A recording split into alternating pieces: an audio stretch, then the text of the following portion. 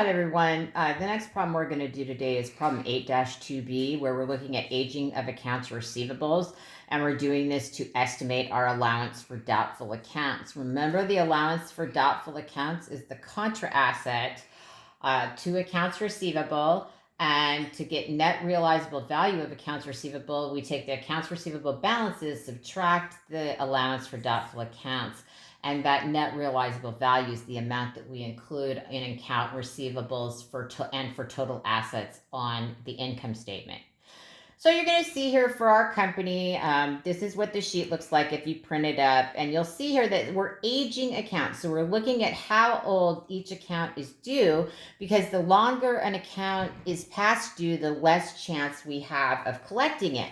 So you'll see that those percentages increase. So if you're looking down here where you see age class, we determine, this company says they're only not going to be able to collect 1% if an account isn't past due, all the way up to if an account is over 120 days past due, they figure they're only going to be able to collect 20%, making 80% uncollectible. You'll also see that they've given us several accounts for different customers. So the following accounts were unintentionally omitted from the aging schedule. Assume that the due dates are for the current year, except for Vision's hair and nail, which is due in the next year. So above this, and I know I'm going backwards through the problems, they tell us that Wig Creations Company supplies wigs and hair care products to beauty salons throughout Texas and the Southwest. Accounts receivable clerk for Wig Creations prepared the following partially completed aging of receivable schedule as of the end of business on December 31st. So that's what you'll see. This behemoth is here on my wall. So we've got the name of the company, we have our aging of accounts receivable schedule, when we're doing it for, and what you'll notice here is they've given us ABC Beauty, Angel Wigs, Zodiac Beauty, and then subtotals. So what they did is they didn't give us the total accounts after Angel Wings and before Zodiac Beauty. So that's why these account balance amounts don't total $875,000. But if you look on here, you'll see how the aging schedule works. We can say that ABC Beauty owes us $15,000 and it's not past due yet. Angel Wings has a balance of $8,000 and that's 31 to 60 days past due. And Zodiac Beauty owes us $3,000 and that's 1 to 30 days past due.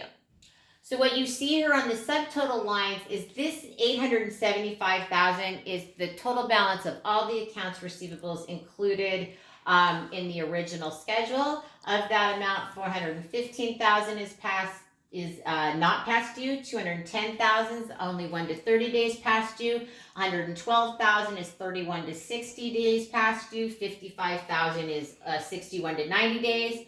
$18,000 is 91 to 121 days past due, and 65,000 is over 120 days past due. So if we add up everything in the due columns or past due columns, that totals the $875,000. But as I showed you, we have several customers who were deleted from there. I've written them all in here.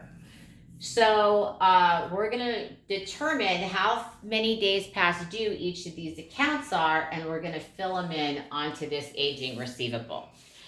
So calculating out the number of days that an account is past due. So we're going to start with Arcade Beauty. That's our first one. So we're going to do Arcade Beauty.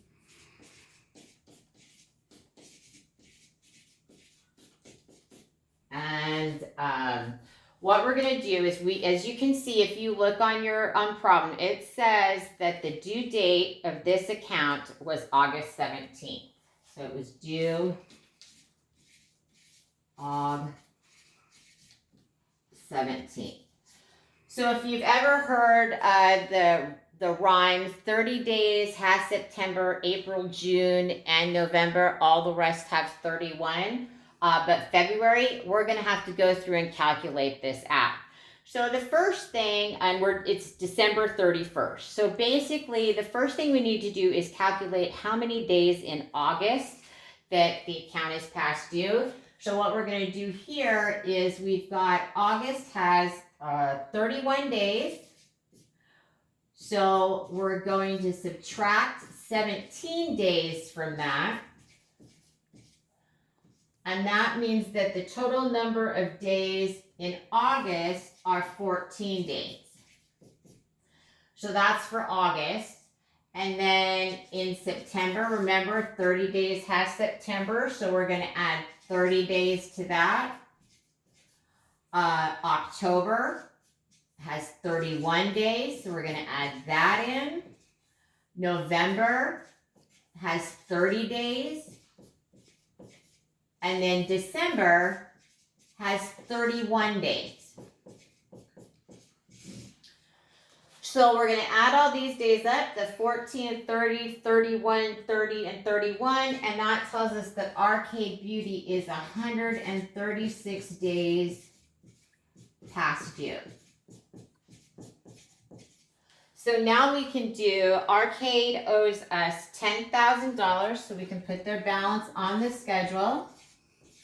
And we know where to put that on the schedule. So we're going to go all the way down. It's 136 days past due. So we're going to put the whole balance here under there, under over past due.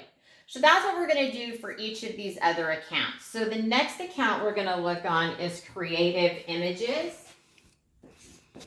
We've got Creative Images. That account was due October 30th. So if we're looking here for October, that's 31 days minus the day of the month that it was due, minus 30. So there's 1 day in October. In November, there's 30 days. And December, there's 31 days. We add all these up. Creative Images is 62 days past due.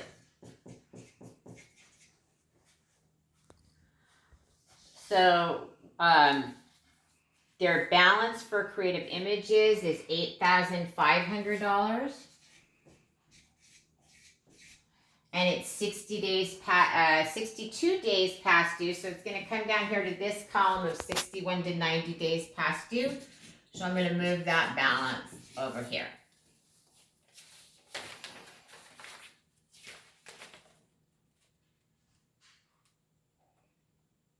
Just going to make sure I've got all my numbers. Did I? Sorry, I put this on the wrong line. Put it on the same line as Arcade Beauty. Should go here. Proving myself not to be perfect yet again. All right. So now we're going to do Excel products. So Excel here.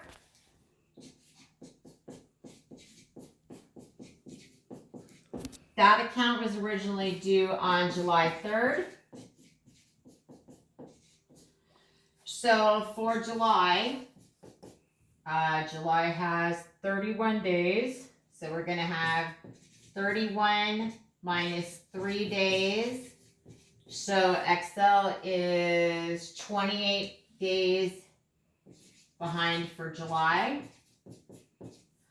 August, 30 days has September, April, June, and November. 31 days in August. September has 30 days. October, 31 days. November, 30 days. December, 31 days. So this customer is very past due. So they are 181 days past due.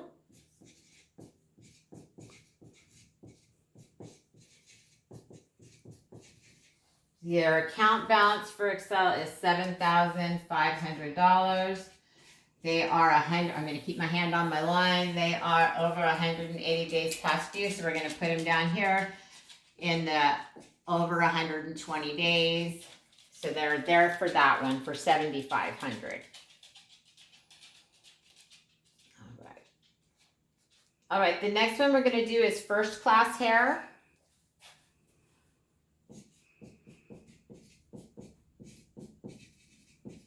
And first class's due date was September 8th.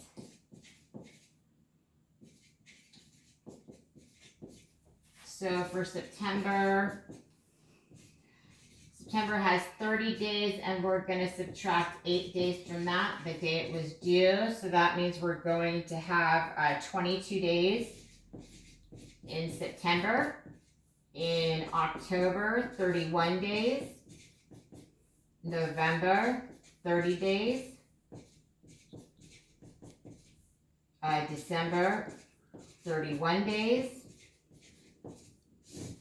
And that's going to be a total of 114 days past due.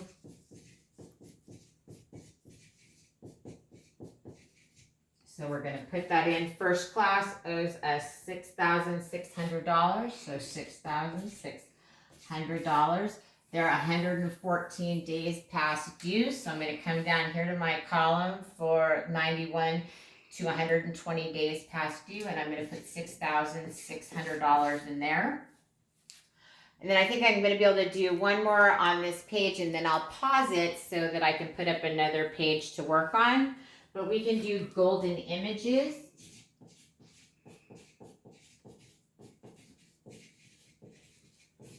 Which was due November 23rd. So for November, we're going to have 30 days minus 23 days. So we're going to have 7 days in November. And in December, we're going to have 31 days. So golden images is 38 days past due. Golden Images owes us $3,600, and they are going to be in this 31 to 60 day past due column. So I'm going to move their $3,600 there. Let me look at my next. I could probably do owe that hair there also. So let's do that. Oh, that hair. Oh, that hair was due on November 29th. So in November, we have 1 day, which is 30 days minus 29 days. And we have December, which is 31 days. So oh, that hair is 32 days past due. So let me put that on there. Oh, that hair is, okay. Whoop, they owe us $1,400. And they are 32 days past due, so they are down here in our 31 to 60 day past due column. So I'm going to put the $1,400 there. And I don't need to pause. I think I can do this one fairly easy because that One Stop Hair Design was due on December 7th. So we just take 31 minus 7. So that's going to give us 24 days past due for One Stop Hair Design. So I'm going to put their $4,000 here. And they're going to go right here in this column, 1 to 30 days past due, because I said 24. So we've got $4,000 there. And then Visions is not past due at all. That one's not due till January 11th, and it is December 31st. So we're going to have $9,000 for Visions here, and that's going to go into my column here for not past due. Let me pull out my other sheet that I did. All right, so now what we're going to do is we need to balance up all of our columns for their total amounts. So if we add, we're going to start with $875,000 here. If we add all of these other customers in, the new balance, total balance in accounts receivable is $925,600. Of that $925,600, $415,000 plus 9, or $424,000 is not past due. $214,000 is 1 to 30 days past due, so that's $214,000 there. Of our 31 to 60 days past due, we've got the 112,000 plus the 36 and 1,400. That comes to 117,000. We have a total past due that are 61 to 90 days past due of $63,500. Of our 91 to 120 days past due, we have $24,600. And then finally, over 120 days past due, we have $82,500. So we're almost finished with this problem. So the next thing I'm going to do is I'm going to put in the percentage uncollectible that the problem showed us. So I'm going to stick this up here again just for a quick look for you to look at. So these are these percentages here that I'm going to put in on the table. Then I'm going to multiply the amount in the account to get our estimated uncollectible. So first we're going to start with not past due. They tell us that those items that are not past due, 1% will become uncollectible. So 1% of 424,000 is $4,240. $4,240. In the next column, they tell us that if an account is 1 to 30 days past due, it's estimated that 4% of those accounts will become uncollectible, and that comes to $8,560. If you're 31 to 60 days past due, it's estimated that 16% will become uncollectible, or $18,720.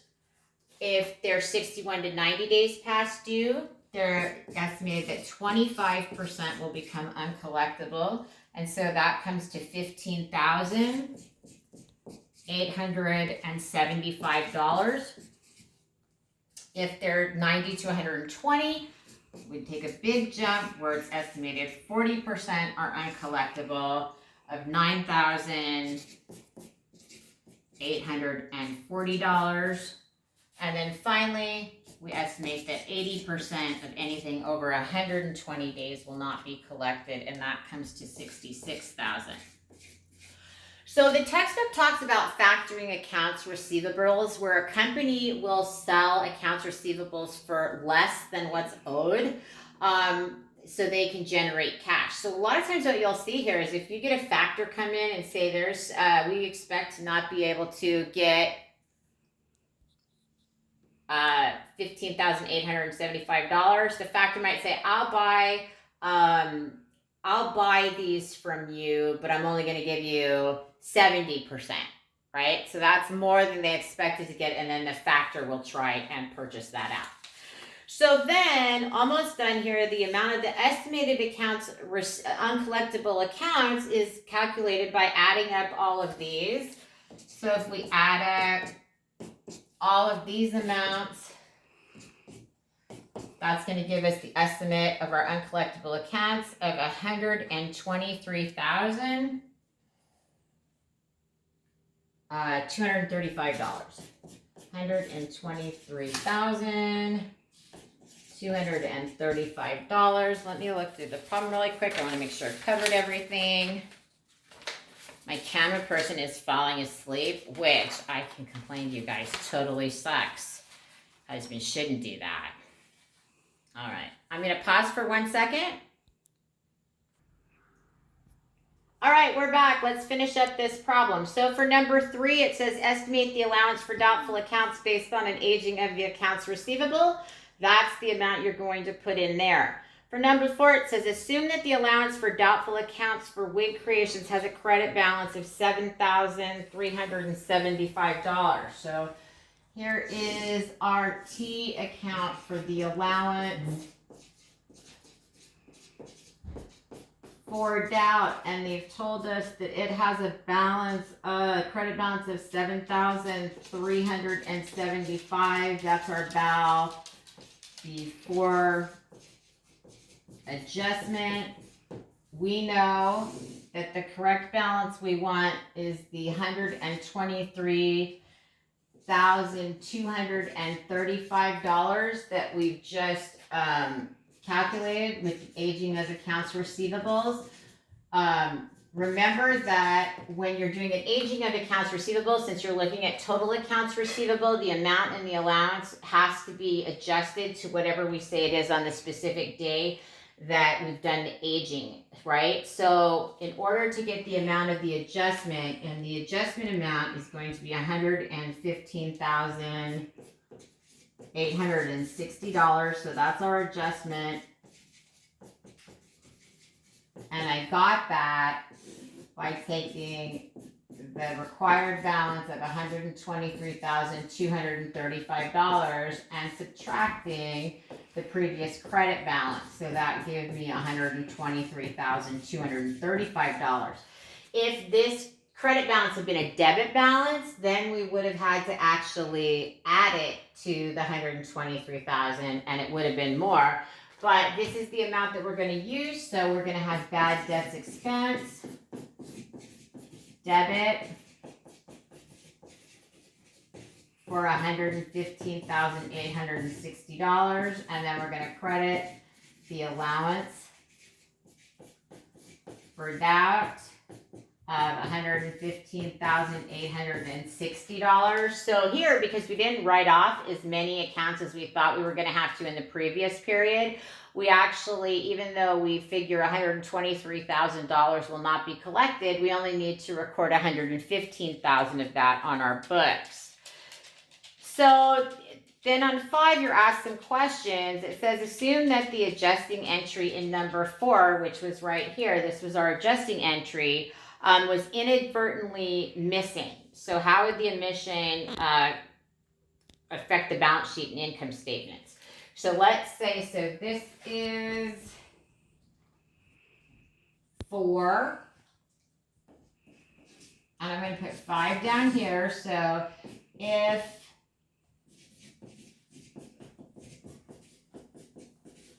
we didn't make entry in number 4. And the first thing they ask, it says on the balance sheet, so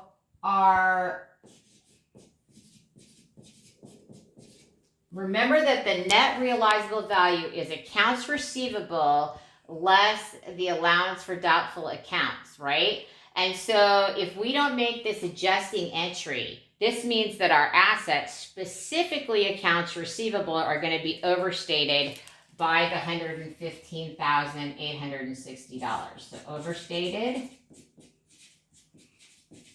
by $115,860. So our assets are going to be overstated. This is because our allowance account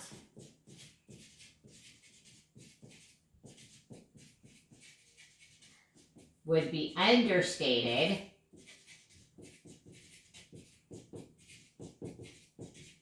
by the $115,860.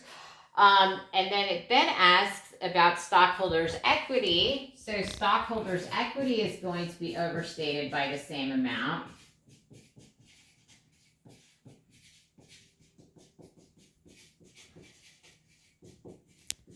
It's going to be overstated by the $115,860 because we're not going to have recognized the bad debt expense because our bad debt expense,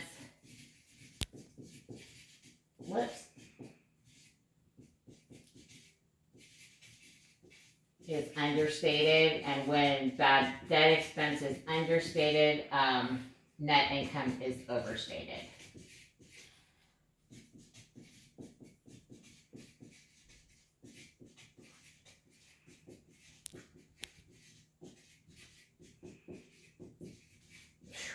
All right.